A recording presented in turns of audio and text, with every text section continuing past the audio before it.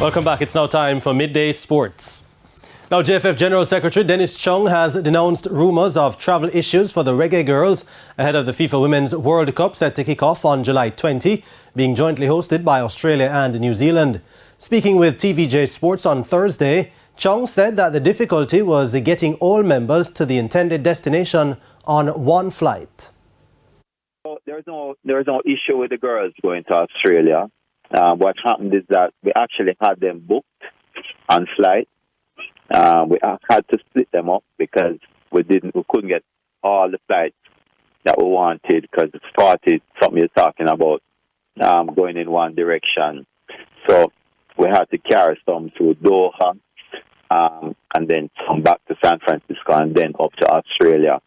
So those flights were actually booked already. Chung also says that even though the Federation was pressed for time, they were able to get the additional funding they needed.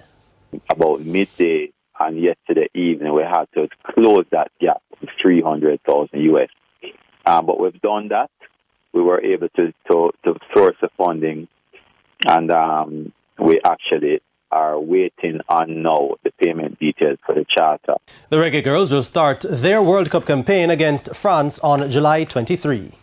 And Jamaica secured its first gold medal at the CAC Games in El Salvador last night when sprinter Yannick Dale won the women's 200 metres to increase the country's medal tally to 10. Dale sped to 22.80 seconds to win the half-lap event ahead of Cuba's Eunice Lady Garcia, who clocked 23.05. It was the second medal of the Games for Dale, who took silver in the 100 metres on Monday. Daniel Cope was sixth in the men's hammer throw with 64.26 metres. Now in badminton, Samuel Ricketts advanced to the semi-finals of the men's singles competition, defeating Will Lee of Trinidad and Tobago 2-0.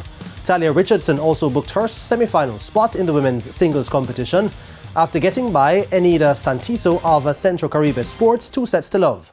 Richardson teamed with Catherine Winter to get past El Salvador 2-0 in the quarterfinals of the women's doubles competition. Richardson and Ricketts also advanced to the semi-finals of the mixed doubles after their Guyanese opponents were forced to retire hurt, with the Jamaicans leading 11-7 after the first set.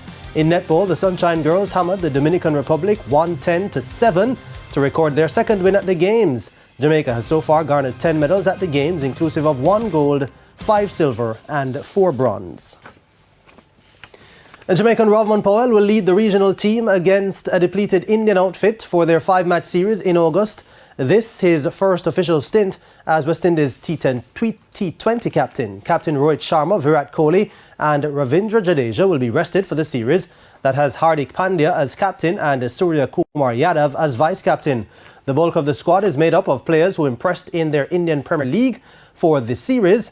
That bowls off on August 3 in Trinidad. That will be followed by 2 matches in Guyana on August 6 and 8.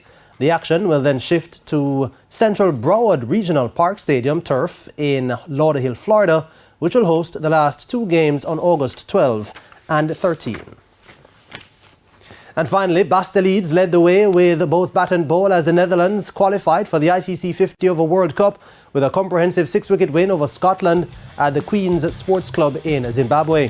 Scotland, who were sent to bat, were only able to amass 277 for 9 from their allotted 50 overs. Brandon McMullen top scored for the Scots with 106 as Richie Berrington 64 and Thomas McIntosh 38 not out also made good contributions. Leeds was the main man in the Dutch bowling attack, claiming a 5-for with figures of 5 for 52, while Ryan Klein bagged a 2 for 29 and Logan Van Beek got a wicket. The Netherlands, with a 126 run performance from Leeds, was able to reach their target of 278 of 42.5 overs. After getting to their target in the 44th over, the Netherlands bested Scotland to get to the second qualification spot to the ICC 50 Over World Cup, which bowls off on October 5 in India. And for the second time in 2 months, a race was abandoned at Caymanas Park.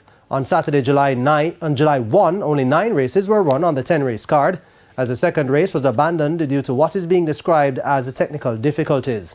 A similar incident took place on May 7 this year, where the first race of the 10-race program was also abandoned due to technical difficulties.